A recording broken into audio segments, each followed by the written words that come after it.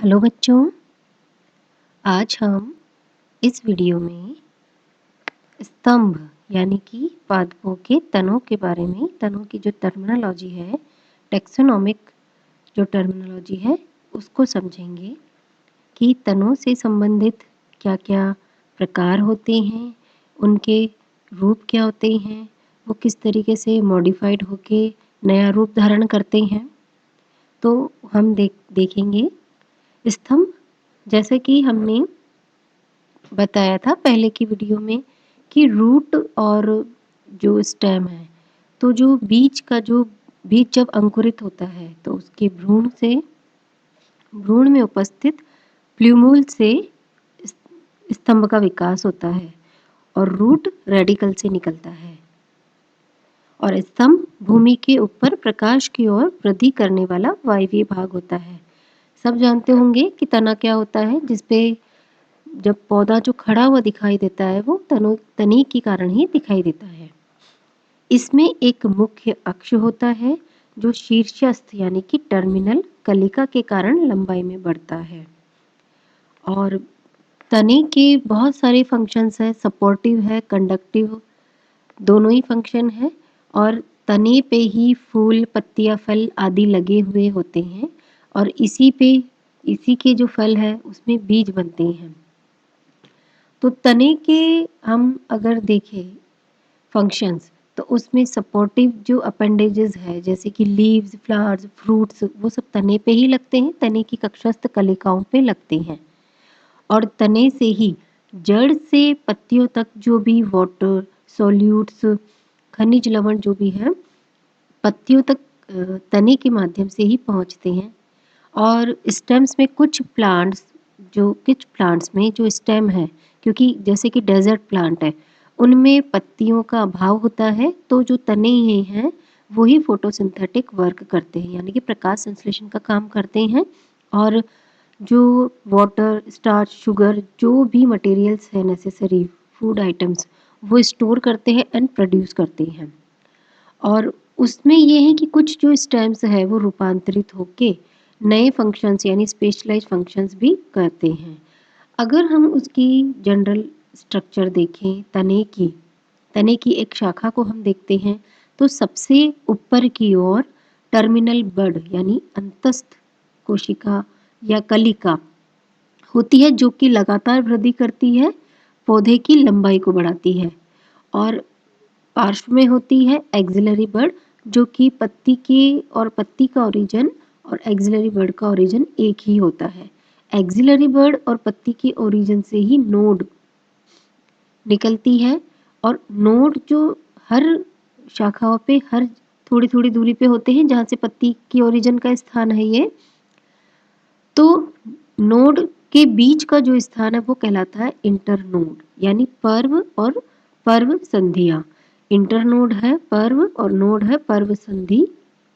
जहाँ पे इंटरनोड, जो दो इंटरनोड मिल रहे हैं वो नोड कहलाता है वो जगह। नोड क्या है? नोड की यह पत्तियों के ओरिजिन का जगह है यानी कि पत्तियों की उत्पत्ति। और पत्तियां जिस स्टॉक से तने की शाखा से लगी रहती है उसको पिटियोल कहा जाता है यानी कि पर्णवृंत इसको कहा जाता है। और इसी तरीके से आगे हम देखते हैं जिसमें एक्सिलरी बड, लीफ, नोड और इंटरनोड और लीफ एक्साइल आपको दिखाई दे रहे होंगे। तो ये एक साधारणतया तने की शाखा का एक सामान्य सा चित्र है, जिसमें नोड, इंटरनोड और एक्सिलरी बड और लीफ, पिटियोल, ये आप देख सकते हैं इसमें। तो ये तो हुई तने की बात कि इस तरीके से सामान्यतः तना होता है एंजियोस्पर्मिक प्लांट में। अब हम देखते हैं कि जो तने हैं, क्लासिफिकेशन इनका देखता है कि वो कितने प्रकार के होते हैं। तो नॉर्मली दो प्रकार के होते हैं, एक तो नॉर्मल स्टेम, एक मॉडिफाइड स्टेम। नॉर्मल स्टेम जो कि स्ट्रॉन्ग या इरेक्ट होता है, और वीक स्टेम। तो जो इरेक्ट और स्ट्रॉन्ग जो होता है, इसमें स्तंभ सीधा वृद्धि करता है और इसकी बहुत सारे प्रकार हैं, जैसे कि हर्बेशियस यानी शाकीय, हर्बेशियस वुडी श्रब, हर्बेशियस यानी शाकीय, इस प्रकार के स्तंभ में काष्ठीय ऊतक बहुत कम होता है और यह तने जो कोमल भी होते हैं, छोटे व हरे होते हैं, जैसे कि पिटूनिया में। वुडी, अधिक काष्ठीय ऊतक युक्त मजबूत लंबे व अधिकतर भूरी ब्राउन कलर की छाल से ढके पादप काष्ठीय कहलाते हैं, जैसे कि कैसिया फिस्टुला में। श्रब, श्रब झाड़ी होती है, देखी होंगी आपने छोटी छोटी झाड़ियां, मध्यम आकार का, सामान्यतः बहुत सी प्रबल शाखाओं युक्त पादप। इसमें मुख्य स्तंभ अनुपस्थित होता है। इसमें कम या अधिक काष्ठीय ऊतक पाए जा सकते हैं, जैसे कि एब्यूटिलॉन इनमें। और ट्रीज, ट्रीज वृक्ष, पेड़ सभी ने देखे हैं, अपने आसपास बहुत से पेड़ होते हैं। इसमें एक मुख्य तना होता है जिस पर शाखाएं लगी होती है। यह मजबूत व दृढ़ होता है। शाखाओं के लगने के आधार पर इन्हें हम बहुत से स्वरूप में बांट सकते हैं, जैसे कि कॉडेक्स, कॉडेक्स या पुच्छ या पुच्छी। इसमें काष्ठीय स्तंभ अशाखित तथा ऊंचा व पर्णधारों से आच्छादित रहता है। इसके शीर्ष पर पत्तियों का मुकुट यानी कि क्राउन ऑफ लीव्स, हम ये साधारण भाषा में कहते हैं, क्योंकि पत्ती इस तरीके से फैली रहती है तो उसको हम क्राउन ऑफ लीव पाया जाता है, जैसे कि पाम ट्री आपने देखा होगा। फिर है डेलिक्विसेंट पामलिनाक्ष या प्रस्वेदत्य। इस प्रकार के वृक्ष में शाखाएं सभी दिशाओं में फैली रहती है, जिससे पूरा दृश्य एक गुंबज के समान दिखाई देता है, जैसे कि बेंजीफेरा इंडिका यानी कि आम का वृक्ष। एक है एक्स करंट, बहिर्वधि। इस प्रकार के वृक्ष में शाखाएं नीचे से ऊपर क्रमशः छोटी होती जाती है धीरे धीरे और पिरामिड आकार ग्रहण कर लेती है। तो ये पाइनस में पाई जाती है इस प्रकार की। कल्म या संधि स्तंभ, इसमें तना फूले हुए ठोस पर्व संधियों यानी कि नोड तथा खोखले पर्व यानी इंटरनोड से निर्मित होता है, जैसे कि बैम्बो है, गन्ना भी इसका एक उदाहरण ही है। कल्म या संधि स्तंभ का, जिसमें पर्व और पर्व तना जो है ना नोड और इंटरनोड से निर्मित होता है, पर्व और पर्व संधियों से। सफर सेंट क्षुपशेष, इसमें तने का ऊपरी भाग शाकीय हर्बेशियस व निचला भाग काष्ठीय होता है। अब हम देखते हैं कि दुर्बल तने।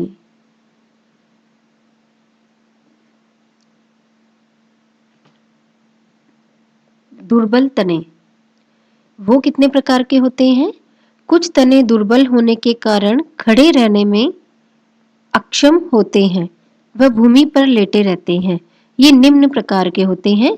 एक तो है क्रीपिंग, इस क्रीपिंग मतलब विसर्पी, जमीन पे लेटा हुआ, रेंगने वाला। इसमें पादप भूमि पर रेंगते हैं व इनकी पर्व संधियों से जड़ें निकलती है। इवॉल्वुलस इसका एग्जाम्पल है। नेक्स्ट है ट्रेलर्स या तल सर्पी, इसमें पादप भूमि पर पड़े रहते हैं और उनकी पर्व संधियों पर जड़ें नहीं निकलती है। ये दो प्रकार के होते हैं। एक तो डिकम्बेंट यानी उच्चाग्र भूशाई, इसमें पादप भूमि पर पड़ा रहता है पर उसका सिरा ऊपर की ओर उठा रहता है, जैसे कि ट्राइडेक्स। फिर है प्रोकम्बेंट या प्रोस्ट्रेट या शान, लेटा हुआ, इसमें पादप भूमि पर पड़ा रहता है और शान अवस्था में वृद्धि करता है। शान का मतलब है लेटी हुई अवस्था, जैसे कि पोर्चुला का। एक फिर है क्लाइंबर्स यानी आरोही, आरोही तने। तने पर कुछ रूपांतरण पाए जाते हैं जिसके कारण आधार या सपोर्ट प्राप्त करके कोमल दुर्बल तने वायवीय हो जाते हैं। टेंड्रिल क्लाइंबर, प्रतान आरोही, इसमें विशेष सर्पिलाकार तंतु बन जाते हैं जो आधार पर लिपटकर पादप को आरोहण में सहायता प्रदान करते हैं। जिस अंग के रूपांतरण से प्रतान बनते हैं वह कौन कौन से हो सकते हैं? एक तो लीफ एपेक्स क्लाइंबर यानी कि पर्ण शीर्ष आरोही, इसमें पर्ण शीर्ष कभी कभी तंतु में रूपांतरित होकर पादप को आरोहण में सहायता करता है, जैसे कि ग्लोरियोसा सुपरबा। नेक्स्ट है पीटियोल क्लाइंबर, ये सब क्लाइंबर जो तने हैं उनका एग्जाम्पल चल रहे हैं। पर्णवृंत तंतु आरोही, इसमें पर्ण का वृंत तंतुमय हो जाता है, जैसे कि क्लीमैटिस। फिर आगे है और इसमें जो लीफलेट्स का प्रतान में रूपांतरण वो किस प्रकार से होता है? इसमें पादप की संयुक्त पंक्तियों से ऊपर के जो ऊपर के जो पर्णक है प्रतान में रूपांतरित हो जाते हैं, जैसे कि मटर, पाइसम इत्यादि। पर्णतंतु या लीफ टेंड्रिल, इसमें पूरी पत्ती पर्ण में रूपांतरित हो जाती है, जैसे कि जंगली मटर, लेथाइरस अफाका। स्टाइप्यूल्स का प्रतान में रूपांतरण यानी कि अनुपत्रों का प्रतान में रूपांतरण, इसमें पर्ण के अनुपत्र प्रतान में रूपांतरित होकर आरोहण में सहायता प्रदान करते हैं, जैसे कि स्माइलैक्स। स्टेम टेंड्रिल क्लाइंबर, स्तंभ तंतु आरोही, इसमें पत्ती के कक्ष में निकलने वाली कली बर्ड एक तंतु का आकार ले लेती है, अतः ये शाखा का रूपांतरण मानी जाती है, जैसे अंगूर या वाइटिस। रूट क्लाइंबर्स, कुछ ऐसे पादप जिनके तने कोमल होते हैं, उनकी पर्व संधियों से कुछ धागे के समान अपस्थानिक मूल निकलती है जो आरोही जड़ कहलाती है। यह एक चिपचिपा पदार्थ स्रावित करती है जो तने के आधार से चिपकाने में सहायता प्रदान करती है। हवा में यह पदार्थ सूख कर दृढ़ हो जाता है और पादप आधार पर इन जड़ों के सहारे चढ़ जाता है, जैसे कि पाइपर बीटल इत्यादि। अंकुश आरोही यानी हुक क्लाइंबर, इसमें पादप हुक आकार की संरचनाओं के सहारे आधार पर आरोहण करते हैं और ये कुछ प्रकार इनके भी हैं, जैसे कि थॉर्न क्लाइंबर, कंटक आरोही, थॉर यानी थॉर्न कांटों को कहा जाता है। इसमें अंतर्वृद्धि कंटकों यानी थॉर्न्स द्वारा आरोहण में सहायता प्रदान की जाती है, जैसे कि बोगेनविलिया। फिर है प्रिकल क्लाइंबर्स, तीक्ष्ण वर्ध आरोही, इसमें आरोहण पुष्पों के वृंत के साथ साथ बने एक कड़े हुक के द्वारा होता है। यह हुक बाह्य त्वचा की अतिवृद्धि से निर्मित होता है, जैसे कि प्रूनस, केन इत्यादि। स्टेम क्लाइंबर या स्तंभ आरोही, इसमें तना कोमल व दुर्बल होता है, वह स्वयं आधार के ओर लिपटकर आरोहण में सहायता प्रदान करता है। इसमें तने के स्वभाव के आधार पर बहुत से भागों में विभाजित कर सकते हैं, जैसे कि ट्विनर्स, लाइनस या कठलता इत्यादि। ट्विनर्स में क्या होता है? तना शाकीय होता है, जैसे कि सेम, डोलिकस, लबलब इत्यादि। और दूसरा लाइनस जो है, इसमें तना काष्ठीय, मोटा व कठोर होता है और अधिकतर घने वनों में पाया जाता है।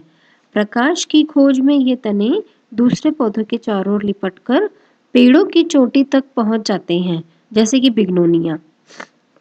अब मॉडिफाइड स्टेम को हम देखिए, मॉडिफाइड यानी रूपांतरित।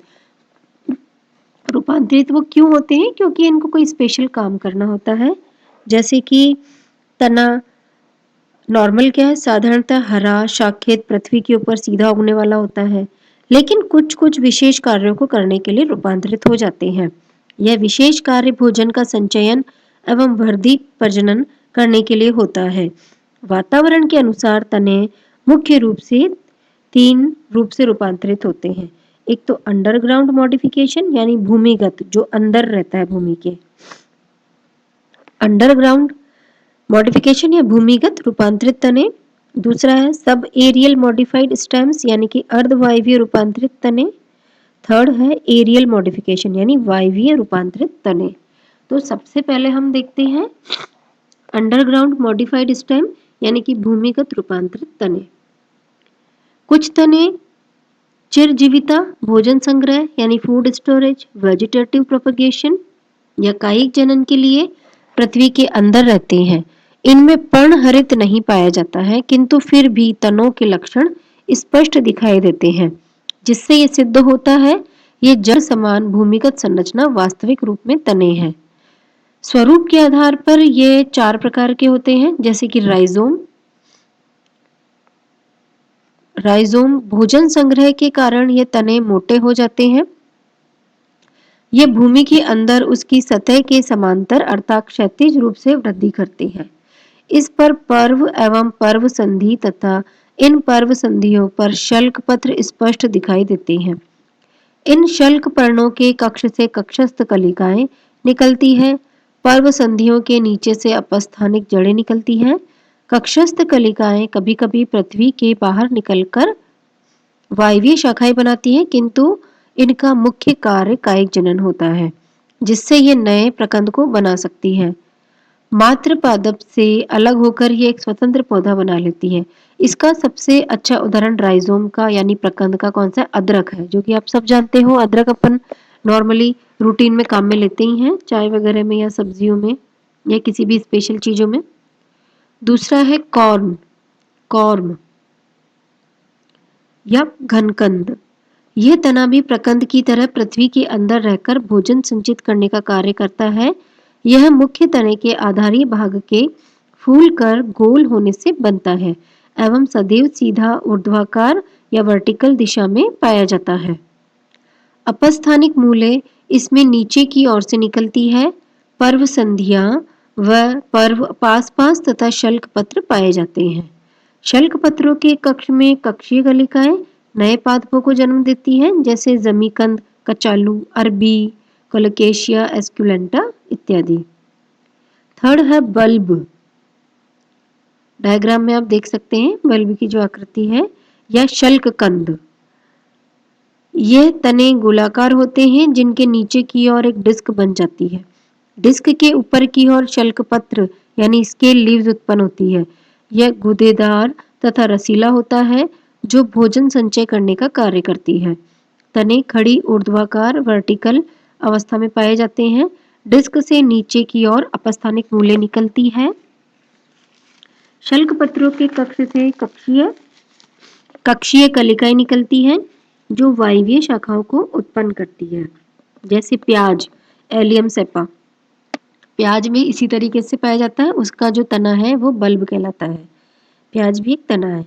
ट्यूबर या कंद। कुछ पौधों की भूमिगत शाखाएं पृथ्वी के अंदर जाकर सिरों पर फूल जाती है और भोजन संचित करने का कार्य करती है। इन पर गड्ढों में कलिकाएं होती हैं, इन्हें आंख भी कहा जाता है। कायिक जनन के लिए इन कलिकाओं का उपयोग किया जाता है, जैसे आलू, सोलेनम ट्यूबरोसम इसका वैज्ञानिक नाम है। आलू को हम देखते हैं, आलू क्या है? तना है, तना है ना, उसको कंद कहा जाता है। वो तने का ही रूपांतरित भाग है, ट्यूबर। अब है सब एरियल मॉडिफिकेशन यानी कि अर्धवायवीय रूपांतरण। वानस्पतिक प्रजनन अर्थात कायिक जनन के उद्देश्य से कुछ तने पृथ्वी के ऊपर अथवा अंदर फैलकर चलते हैं। इनकी गांठों से शल्क पत्रों के कोण में जो कलियां होती है वे शाखाओं को उत्पन्न करती हैं। इस प्रकार ये अपनी वृद्धि करते हैं। इनके वृद्धि करने के स्वभाव के आधार पर ये कुछ प्रकार के हो सकते हैं, जैसे कि रनर या भूप्रसारी या ऊपरी भूस्तारी। यह तना पतला होता है, वह पृथ्वी के ऊपर फैलकर चलता है। इसमें पर्व लंबे होते हैं, वह पर्व संधि के आधार से अपस्थानिक जड़ें निकलती है। पत्तियों के कक्ष में कलिकाएं होती हैं, जो नई शाखा बनाकर नए पौधों को उत्पन्न करती है तथा इस प्रकार चारों ओर वृद्धि कर लेती है। इन पर शल्क पर्ण यानी कि स्केल लीव्स भी उपस्थित होती है, जैसे कि साइनोडोन ऑक्जेलिस। दूसरा है स्टोलन या भूस्तारी या विरोहक। ये सदैव भूमि की सतह के ठीक नीचे मुख्य तने के आधारी भाग से निकलते हैं। इस प्रकार निकलने वाली भूमिगत शाखाओं से जिन्हें विरोहक स्टोलन कहते हैं। इनकी पर्व संधि पर शल्क पर्ण उपस्थित होते हैं। इन शल्क पर्णों की कक्षस्थ कलिकाओं से दूसरी सीधी शाखा या विरोहक बनती है, जैसे कि कोलोकेशिया। थर्ड है भूस्तारिका या ऑफसेट। इसमें तना छोटा और मोटा होता है। भूस्तारी की तरह यह भी पर्ण के कक्ष उत्पन्न होता है। इसमें भी अग्र कलिकाएं होती है और तने इस प्रकार पौधे से अलग होकर स्वतंत्र रूप धारण कर लेते हैं, जैसे पानी की गोभी या पिस्टिया। अब है सकर या अंतःभूस्तारी। इसे भूमिगत भूस्तारी या अंडरग्राउंड रनर भी कहा जाता है। इसके तने का कुछ भाग सदैव भूमि के नीचे होता है। अनुकूल ऋतु में यह वायवीय प्ररोह या एरियल शूट उत्पन्न करते हैं। इस प्रकार की शाखाएं शल्क पत्रों के कक्ष से उत्पन्न होती हैं, जो ऊपर की ओर वायवीय प्ररोह आधार की ओर अपस्थानिक जड़ें उत्पन्न करती है, जैसे कि मैंथा पाइपरेटा यानी कि पुदीना। अब है number third, aerial modified stems यानी कि वायवीय रूपांतरित तने। हमने भूमिगत और सब एरियल देखे, अब है एरियल मॉडिफाइड स्टेम। कुछ पौधों में तने की कक्ष कलिकाएं अथवा पर्ण कलिकाएं जो तने का रूप धारण करके विभिन्न रूप में ले लेती है, वो वायवीय रूपांतरण कहलाती हैं, जो कि कुछ प्रकार के हो सकते हैं, जैसे कि स्टेम टेंड्रिल यानी स्तंभीय प्रतान। जब पत्ती के कक्ष से कलिका एक धागे जैसी कोमल, पतली, कुंडलित संरचना बना लेती है, तब ये स्तंभीय तंतु कहलाती हैं। वह दुर्बल तने वाले पौधे को आरोहण में सहायता प्रदान करती है, जैसे कि लौकी, लजार्निया, अंगूर, पैसिफ्लोरा। स्तंभ कंटक या स्टेम थॉर्न, पत्तियों के कक्ष या स्तंभ शीर्ष पर उपस्थित कलिकाएं शाखाएं बनाने के स्थान पर कठोर, सीधी, नुकीली होकर स्तंभ कंटक का निर्माण कर लेती है। तने की बाह्य त्वचा से बनने पर इन्हें तीक्ष्ण वर्ग प्रिकल्स कहते हैं, जैसे गुलाब। कभी कभी इस प्रकार बने कंटकों पर पत्तियां, फूल तथा फल भी लगते हैं, जो इसके तने होने का प्रमाण है। ये कंटक शाखादार भी हो सकता है, जैसे कि टुरेंटा या दुरेंटा। फिर है पर्णाभ स्तंभ या फिल्लोक्लेड। जब वायवीय स्तंभ कई पर्व व पर्व संधि युक्त चपटा या गोलाकार पत्ती के समान हो जाता है तथा प्रकाश संश्लेषण का कार्य करता है, तब इसे पर्णाभ स्तंभ कहते हैं। इसमें पत्तियां अनुपस्थित, कांटों में रूपांतरित अथवा छोटी हो सकती है। इन स्तंभों में पर्व व पर्व संधि स्पष्ट रूप से दिखाई देती है। इन पर फूल व फल भी लगते हैं, जो इनके तने होने का प्रमाण है, जैसे कि कैक्टस, कोकालोबा इत्यादि। फिर है फिल्लोड यानी कि पर्णाभ वृंत। एक पर्व वाले पर्णाभ स्तंभ को पर्णाभ पर्व कहा जाता है, जैसे कि ऑस्ट्रेलियन अकेशिया। फिर है क्लेडोड यानी कि पर्णाभ पर्व। इस प्रकार की संरचना में पर्णवृंत चपटा व हरा होकर भोजन निर्माण अर्थात प्रकाश संश्लेषण में सहायता प्रदान करता है, जैसे कि रसकस। फिर है पत्र प्रकलिका यानी कि बल्बिल। तो सबसे लास्ट में है ये बल्बिल, पत्र प्रकलिका। कभी कभी कुछ पौधों में कक्ष कलिकाएं बहुकोशिकीय संरचना का निर्माण करती है, यह पत्र प्रकलिका कहलाती है। यह कायिक जनन द्वारा नए पादप निर्माण करती है, जैसे कि घी ग्वार या एलोवेरा इत्यादि। तो बच्चों ये तो थे हमारे मॉडिफाइड स्टेम। बाकी जो आपके सिलेबस में जो मेंशन टर्मिनोलॉजी है वो ये थी स्टेम की। फिर उसके बाद हमने रूट की कर ली, स्टेम की कर ली। अब आगे आने वाले वीडियो में हम लीव्स और जो रिप्रोडक्टिव ऑर्गन्स हैं उनको देखेंगे। ओके, थैंक यू बच्चों।